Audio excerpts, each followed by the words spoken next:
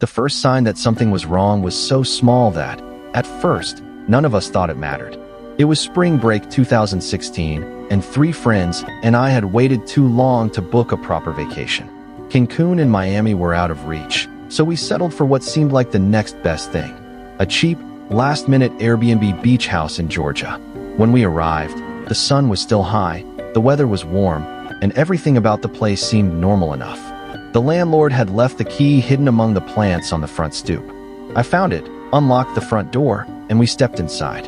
The house was much bigger than we'd expected. There was a large first floor and an enormous second floor with 4 bedrooms. So naturally, we each claimed our own room.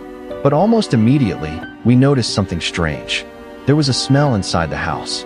It wasn't necessarily disgusting, and it wasn't strong enough to make us leave. It was simply unfamiliar. A strange, funky odor that none of us could identify. We shrugged it off.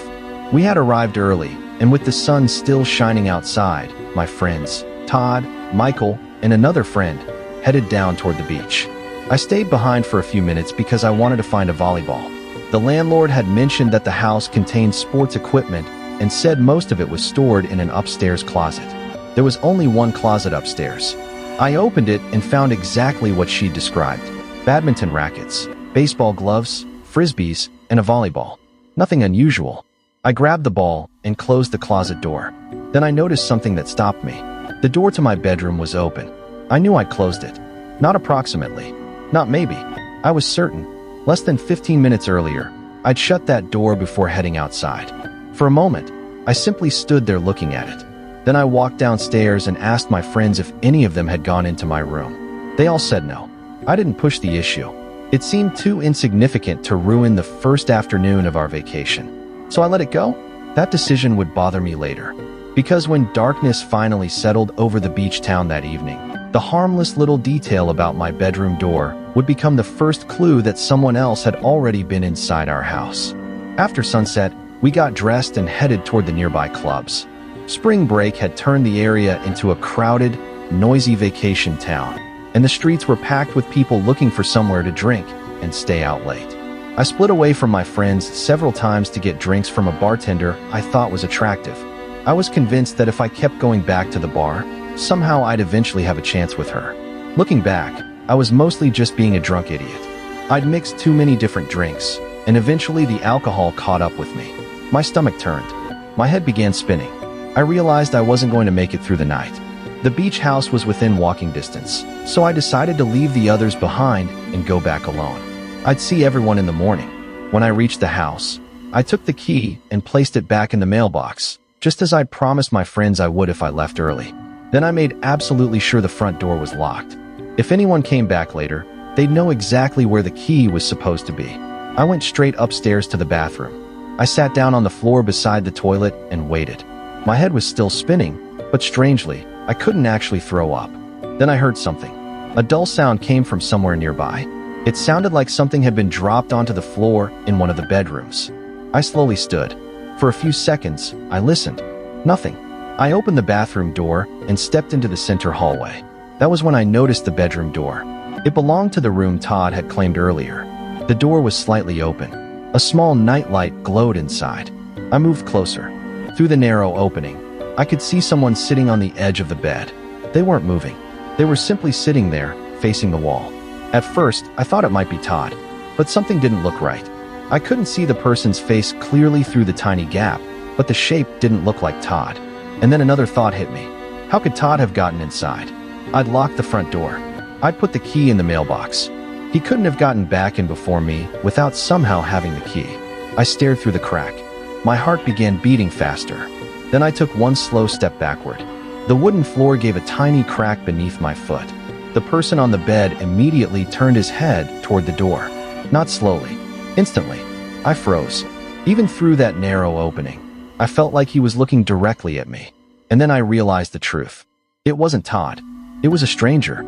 A man who looked to be around 40 years old was sitting inside our bedroom. And he was looking straight at me. I backed away from the bedroom as quietly as I could. Then the stranger moved. That was enough. I turned and ran. I didn't care anymore about making noise. I sprinted back into the bathroom, slammed the door behind me, and locked it. My hands were shaking so badly that I nearly dropped my phone. I called Todd. The phone began ringing.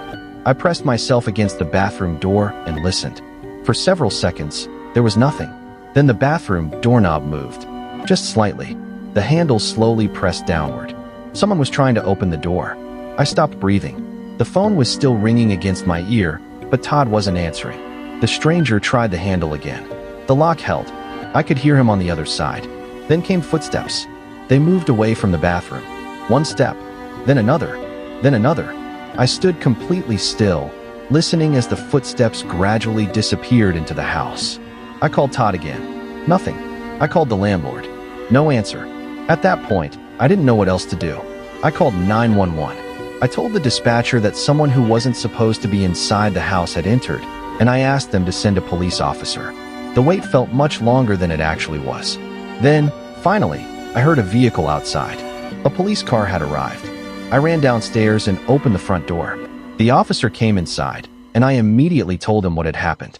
He searched the first floor first. He checked underneath the couches, inside closets, and through cabinets.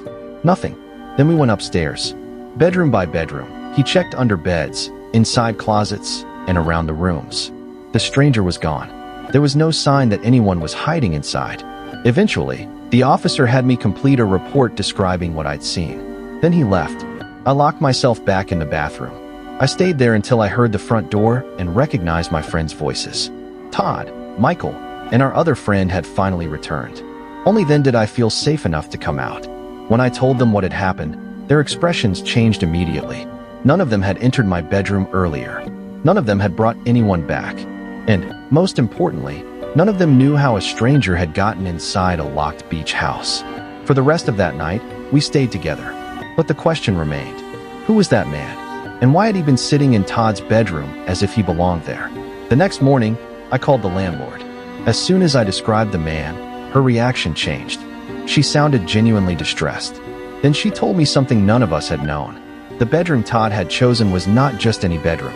It had once belonged to her. More specifically, it had been the bedroom she shared with her ex-boyfriend. Suddenly, the stranger I'd seen sitting on the edge of that bed made much more sense. The landlord believed the man was her ex. She described him as someone she considered unstable and said she was confident that he'd somehow broken into the house because he expected to find her there. The realization was chilling. He hadn't necessarily been looking for us. He may not have even known we were staying there. He could have entered the house believing that the woman he once lived with was still inside. That explained why he'd been sitting in the bedroom. It explained why he hadn't immediately attacked me. And it explained why he seemed so comfortable being there. But it created another question. How had he gotten inside? We knew the front door had been locked. The landlord had left the key hidden outside when we arrived, but I'd put it back in the mailbox after returning from the club. I had also locked the door behind me. Still, somehow, that man had been inside, and nobody had seen him leave. The landlord apologized repeatedly. She offered to refund us and said that if we no longer felt safe, we could leave the property immediately and go home. For a few moments, that sounded like the obvious choice. After all, we'd already had a stranger inside the house. A stranger who had attempted to open the bathroom door while I was hiding behind it. But surprisingly, we decided to stay. We had rented the house for the entire week. And despite everything that had happened, we didn't want one terrifying night to completely destroy the trip. So we stayed. The decision seemed strange even to us. Because every time someone walked down the hallway, every time a floorboard creaked, and every time a bedroom door moved, I found myself listening, wondering, was he really gone? Or had he simply stopped looking for the landlord? Nothing happened for the rest of the week. That was perhaps the strangest part. We stayed in the beach house. We went out. We came back. We slept there. And nobody appeared. No unexplained footsteps.